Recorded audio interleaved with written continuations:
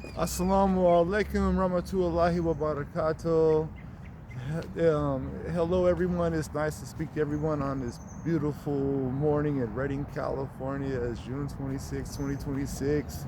I'm still, only been back in the United States for, a few months still. So, like 3 months maybe. So, like 2 months. And so, like, I'm still getting used to being back in the United States after being gone for 8 years is kind of a culture shock. So when I first left, Trump was in his first term. So then I was in Tunisia during his entire second term, and then I was in Tunisia after he got elected and put back in office again, and then I went to Kenya for 6 months. So yeah, it's a culture shock to see the prices of how things have the prices have raised. Like I expected that anyways, because that's something I saw in Tunisia. Especially after when COVID hit, the prices of goods went up, and there was some issues that they had with the IMF. So there was some goods that they were having a hard time getting, like sugar, milk, eggs. So the IMF, they get angry if you don't pay the interest that they put on goods and buy the goods that they try to force you to have. They'll prevent countries from getting certain goods in order to try to get them with usury, which I don't like. Now, with that being said, uh, like what's interesting to me, sorry about that. So, what's interesting to me is that I see a lot of similarities between the Tunisian president Kais Saied and Donald Trump. And let me tell you what I'm talking about. So I've been in Tunisia 2 times, right? So the first time in Tunisia was right after the Arab Spring and right after the embassy was attacked, and they were really big into democracy. They had this group Ennahda over there and everything that was running, and then this individual Kais Saied, who was a populist, ran talking, and he wanted to basically act like he didn't want control, that he didn't want to be a dictator. But this is exactly what happened. He started arresting lawyers, started arresting politicians, he froze the parliament, the court, and we're seeing. He started attacking the press, saying they're the enemy of the people. He started rounding up a lot of people that were sub-Saharan African descent.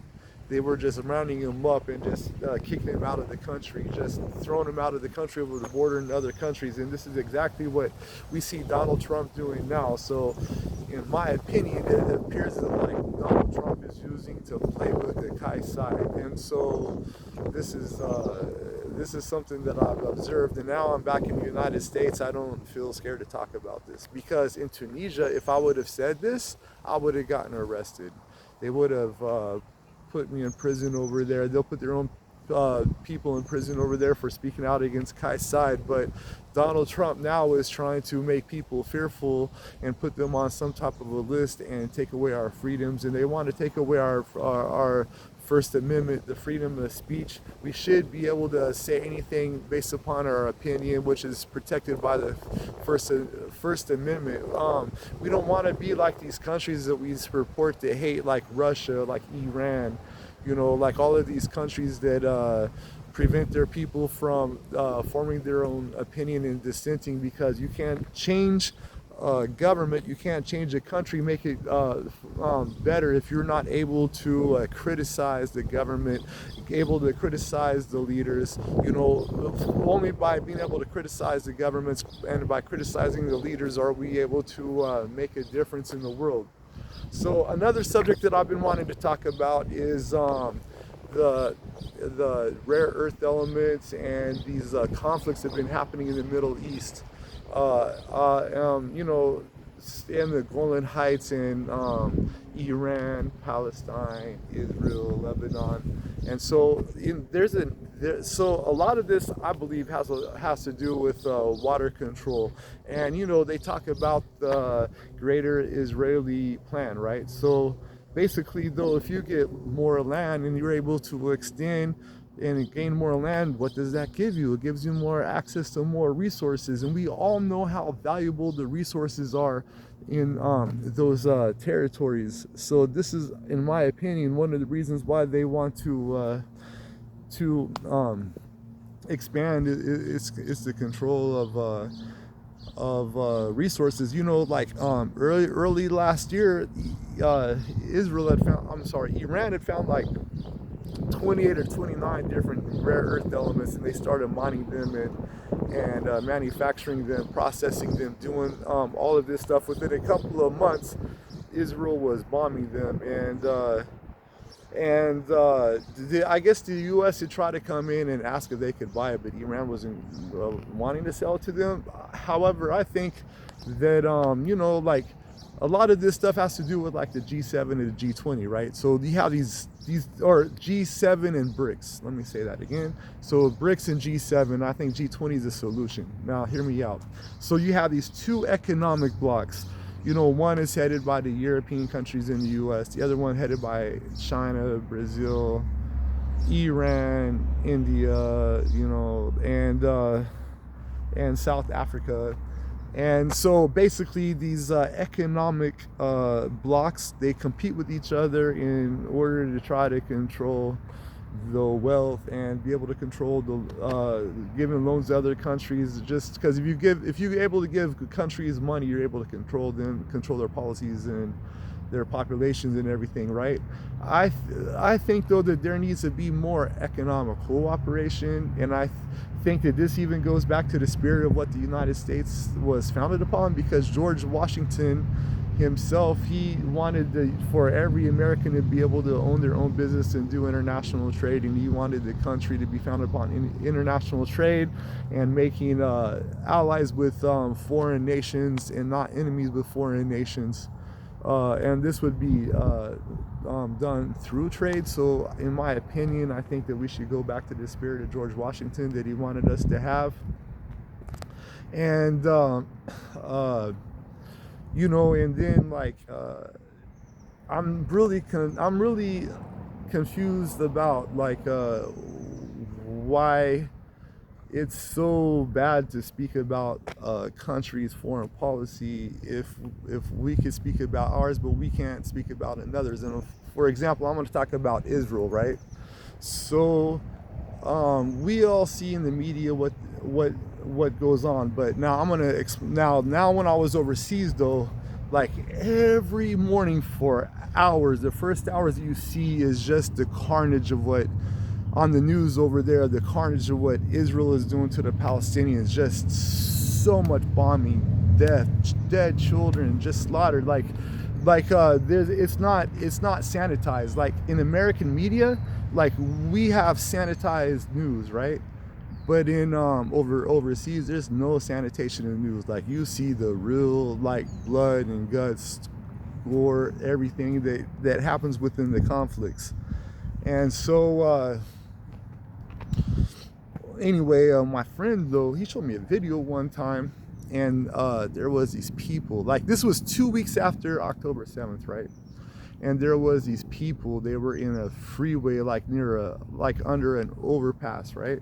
And they had shown like they were in these vehicles, and it had looked like they got attacked by like Hamas militants and everything.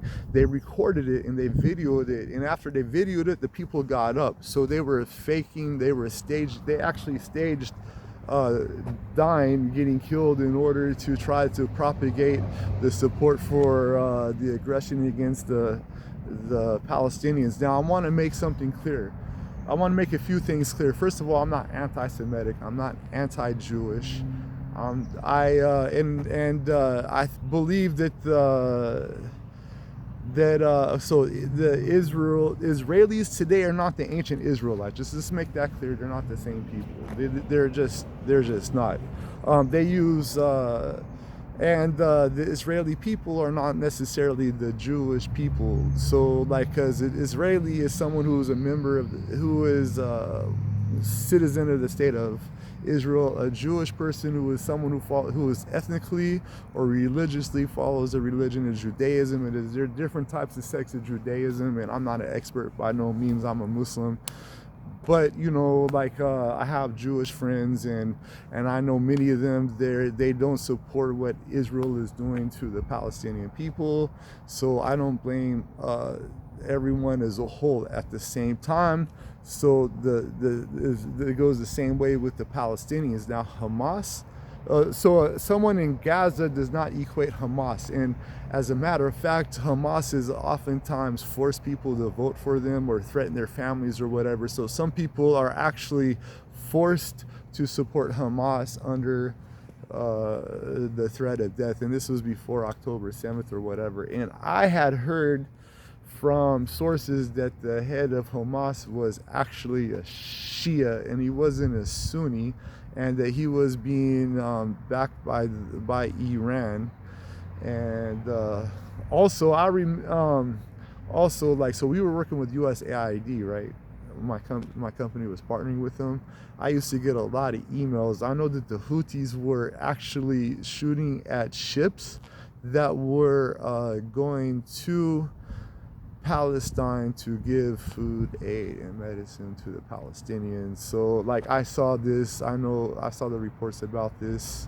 I don't know if I don't think that it's not publicly known because it was sent to me in an email by the State Department.